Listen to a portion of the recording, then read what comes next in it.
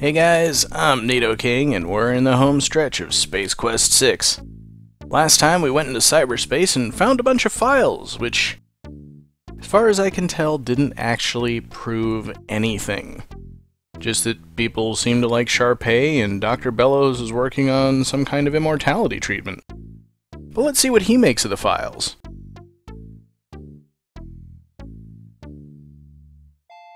Well, Dr. Bellows, I think you've got some explaining to do. You're out of your mind, Wilco. So, what do you have to say for yourself now, Doctor? Confronted with the facts found in the files you located, he freaks and spills all. Oh, my... Eloquently stated. I didn't think this all the way through until I'd crossed my own personal ethical line. I was already... It had already gone too far. The experiments alone... I thought I could do just this one thing and still live with myself. Love can move a person to do some strange things, Wilco. She knew how I felt and used it to her advantage. I think I know what you mean about that love thing, but wait a minute. Slow down. Are you saying you have the hots for... I mean, you are actually romantically intrigued by Sharpei? Wow. You are serious. I agree that love can make you do some weird stuff. In this case, though, it made you do some stuff that was unethical and illegal, Doctor. Where is Stellar Santiago? I know she was alive, that her death was faked. What have you done with her? Great Caesar's ghost. The woman, she's still alive, but I'm afraid not much time remains. She is? What do you mean, not much time remains? As you must realize by now, the Golden Light Years project was merely a front for the research I'd been conducting per Sharpei's wishes. She is intensely fearful of death. You probably didn't notice that she is getting up in age a bit. Yeah, who could have guessed that? In very simple terms, Janitor Wilco. That's janitor second class, pal. And don't you forget it. Excuse me, Janitor second class. As I was saying, Sharpei feared dying, enough to take the lives of others to save her own. She knew I loved her. I remember the day I met her. It was at the funeral of... Oh, I believe it was her fourth husband, and I remember never having seen her look so radiant. I fell for her, hard, and she knew it. You should have seen her in black. I'll pass, thanks. Just tell me about Stellar. Okay. The bottom line is that I have developed a way to extend Sharpei's life by transferring her mental essence into the body of another. It was to be you until your friend Stellar Santiago got in the way. We thought no one would miss you. Go figure. What I have done is to employ nanotechnology to take over the designated host body, as is happening with your friend as we speak. Stellar's body is being taken over by Sharpei? Jeez, I don't understand. Is there anything we could do to stop it? I've never really thought of it that way. Well, think about it now. We have to save Stellar. You can't let her die. You can redeem yourself at least to some degree, Doc. As much as it pains me to admit it, you're right, Roger. You're right. Okay, I think I may have a plan. We can save her. There are some interesting spin-off technological breakthroughs. I'm going to send you in to stop Sharpei. Say what? No, I don't think... It's her only chance. If you seriously care for your friend, you'll do this. Oh, the only way, huh? The only way. Well, okay then. I hope you're sure about this. I'm positive. Here's how we shall go about it. You will move your shuttle into Lab B. Meanwhile, I will generate new software for your shuttle's navigational system, which will help you locate the nanites, the very small robotic devices I developed for the intrusion. One of them is Sharpei. If you can stop Sharpei, well, your friend's chances of survival improve immensely. Then, once I have located and extracted you, I shall work to repair whatever damage may have been done to Stellar during the attempted incursion.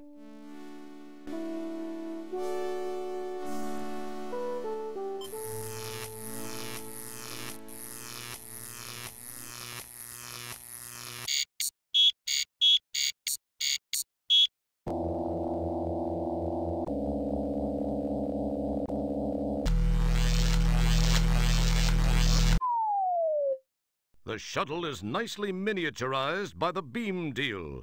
Hopefully, it is reversible. Perhaps you should have asked about that. There are some things you can't afford to have smaller.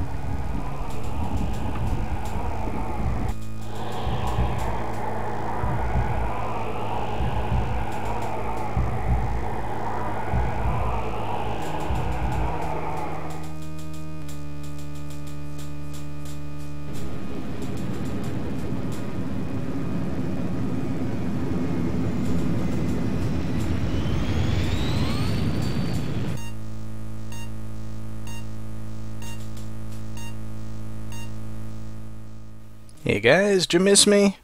I bet you did. Well, here we are inside Stellar. It's a pretty big, pretty amazing place. My, that sure looks tasty. What the hell is it? It looks like a stomach or something. Check out that membrane.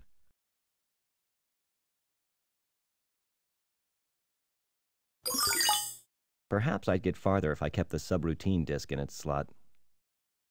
Subroutine? Oh yeah, that's right. He said something about giving us a program. It's the subroutine program disk the doctor gave you to be able to navigate through Stellar's body. Yeah, I guess that would be pretty handy to put in the slot. Well, it says card. Cracked by the numbnut guys.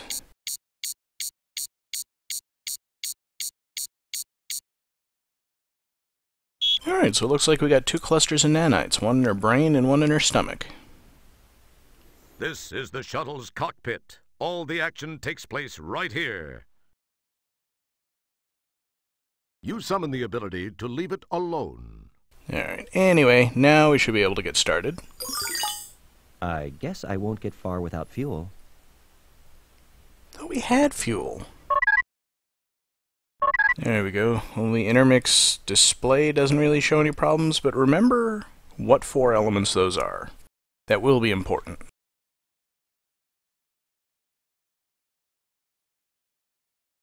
Guess we're gonna have to get out and investigate. It's pretty sticky out there. Maybe you should wear your EVA suit. You...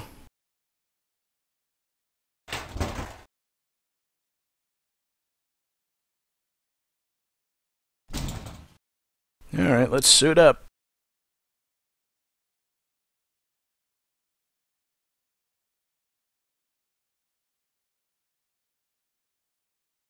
And now we can go outside. You don't have to wear your helmet out there. Okay, then take it off.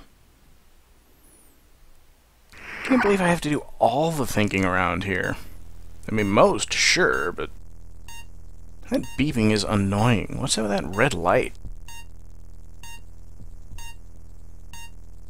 Red light. This is not good. Apparently some or all of the intermix element in fuel tank 3 was disgorged during your heinous Venus joyride. That's not all that was disgorged, but we'll skip the details. Okay, fuel tank 3 was silver, so somehow we're gonna have to find some silver in here. Your stolen miniaturized shuttle has become mired on the fundus of the stomach like a beached whale. It's alveoli, but it reminds you of spaghetti. Alveoli is nothing like spaghetti.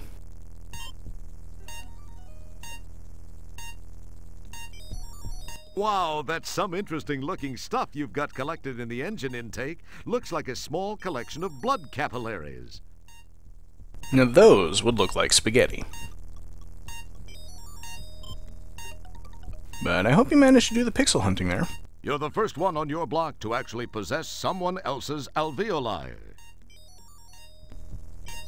It's the bundle of capillaries you appropriated from Stellar. In this galaxy, those two items don't do anything together. Maybe it's different in your neck of the woods, huh? Thought it might be fun. You're treading on the fundus, a broad expanse of tissue covering the outside of the stomach.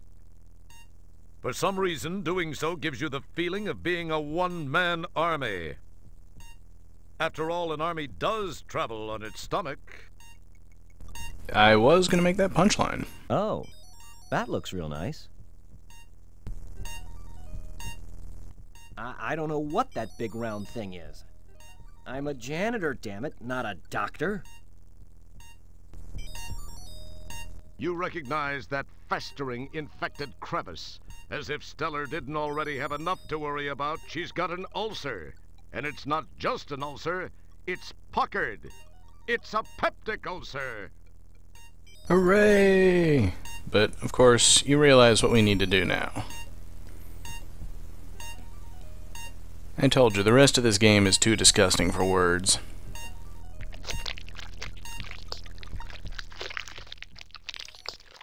It's kind of like the Fantastic Voyage, but at least in that, they got to stay inside the ship pretty much the whole time.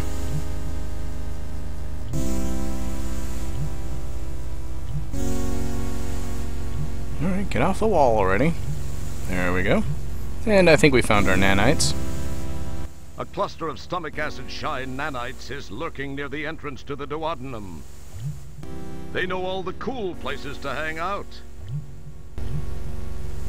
Go on over there and check them out if you want. You drool in that...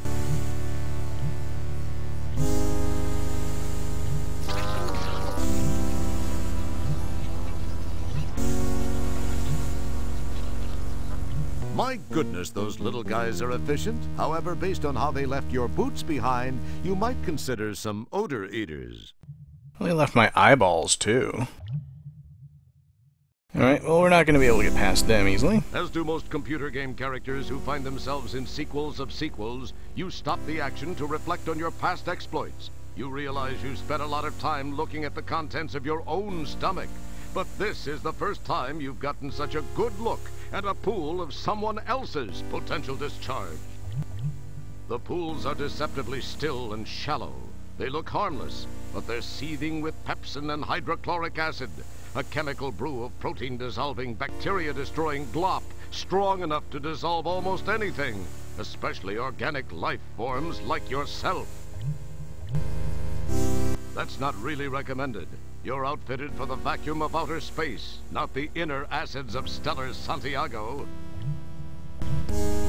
Hey, don't put your mouth on that. Well, maybe I can collect some in the helmet. That's an interesting idea.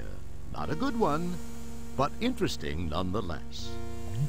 Yeah, well, there's a lot of other stuff I can pick up. A feather? When, rather, if you get the chance, you'll have to quiz Stellar about her dietary habits. Loosely woven into the stomach lining is a piece of celery string. That stuff could be used to make steel-belted radial tires stronger. Rumor has it that it was the original inspiration for dental floss. I think I saw that on one of those James Burke shows. How odd! A bent staple. And thus far it has resisted being dissolved by the stomach's acids, probably because of its location and Stellar's apparent lack of oral nourishment during her captivity. The acid probably hasn't risen high enough since this item found its way in here. What in the hell was she doing eating a staple anyway? Maybe it was some fad diet thing in the Galactic Inquirer. Of course, it was a staple of her diet. Okay, that was a hint, by the way.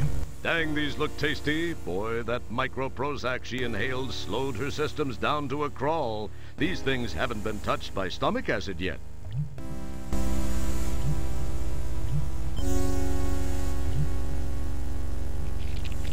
Yeah, hopefully you looked at this stuff before you took it, because there were some hints there, without which it's almost impossible to figure out what you need to do.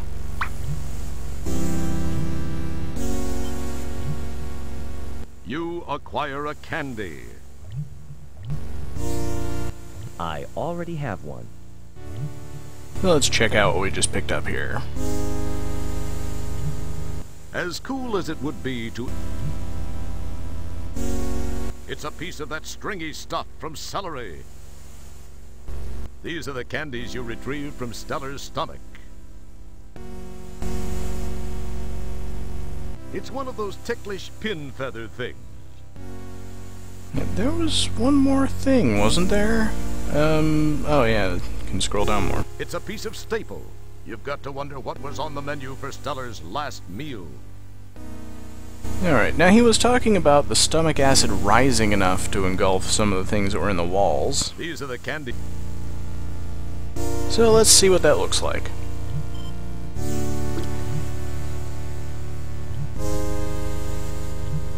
Interesting. The acid rises, but just not quite high enough to submerge those nanites. You know, fair, one of them was actually in the acid there. You acquire a candy.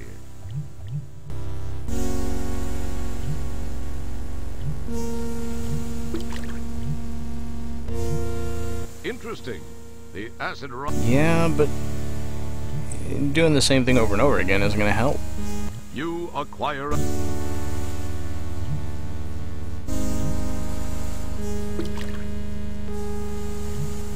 Interesting. Now see, if he could have put all three of them in at once, it might have worked. But you can't do that. So, since I can't go any further down with the nanites blocking the way, the only way I can go is up. Specifically, up here. The inside of Stellar's tummy is slippery, mostly because of the mucus secreted by the stomach lining. And there are a few pockmarks here and there, but when push comes to shove, this is the most beautiful stomach you've ever been in. There's just this one thing. Those little robots are the nanites sent down to aid in taking over Stellar's body. They look like guard nanites. But then, for all you know, they could be ballerina nanites. The inside of but then, the inside of... Alright. You summon the ability... Suffice to say, that's the esophagus, and that's where we need to go. So, we'll need to make our way over there.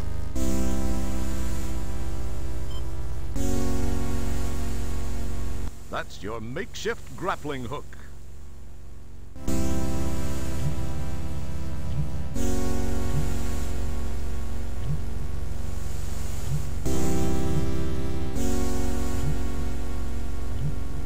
Nice shot. It would really help if they let you look at it while you're up there and tell you that it's the esophagus, but nope. Fortunately, climbing goes pretty quickly. Now there's some food. This is the lower part of the esophagus. Just below this is the stomach. Check out the lungs on this girl. You don't get an opportunity like this every day. What's the matter? Haven't you ever seen an esophagus before? A large hunk of twinkoid cake food product is hanging just below her epiglottis. It appears to have gotten jammed on the way to her stomach for digestion. Doesn't this woman chew? Well, let's go ahead and dislodge that thing then.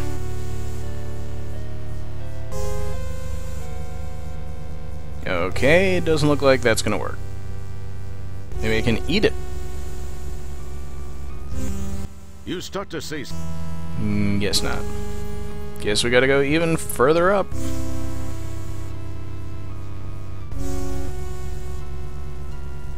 Kinda like the scenery though. Hey, there's something. It's one of those tiny timed-release pills. As I recall, these are designed to not melt down and release their medicines until they've gotten to an area past the stomach. Well, it looks kinda useful. If it weren't lodged in her windpipe there.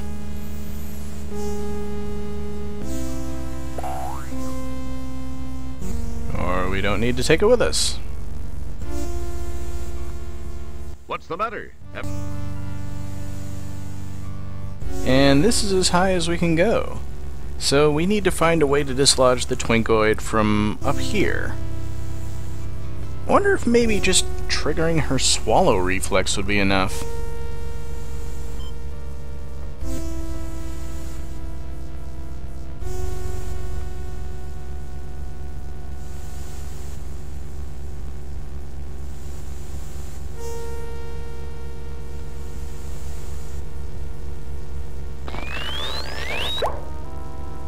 Well, that was close.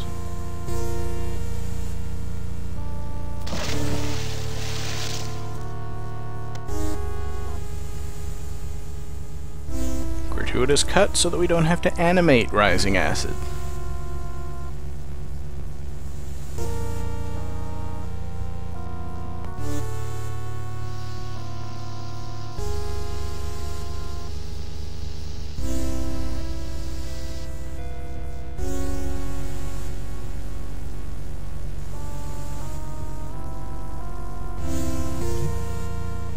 And now the stomach will be full of acid and we're going to die. Nope, it's back to normal.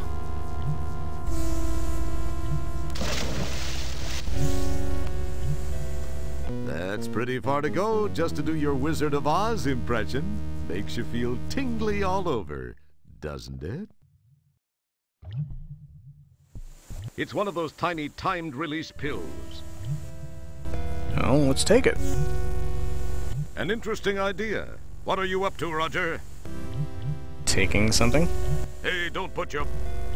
Alright, well, obviously we can't do anything much with it right now.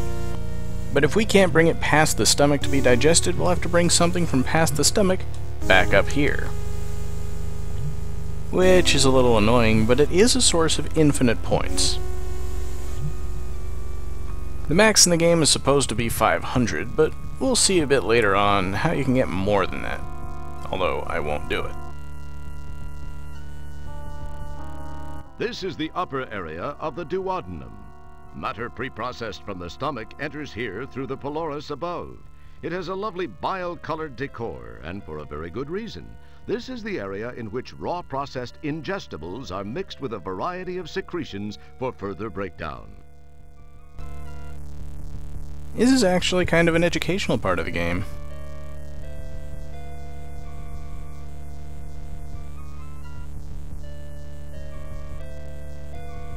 It looks like there's two ways to go from here. This looks like the center section of the duodenum. It has that same lovely bile green brilliance. Alright, let's skip the tiny hole in the wall and just keep going on down.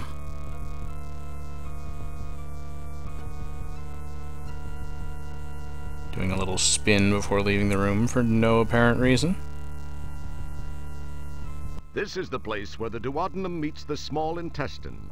The mixture of food, acids, bile, and enzymes move on from here and pass over the villi, where nutrients are absorbed into the bloodstream. It's a fascinating place, wouldn't you say? And also probably the most annoying level of Earthworm Jim, too.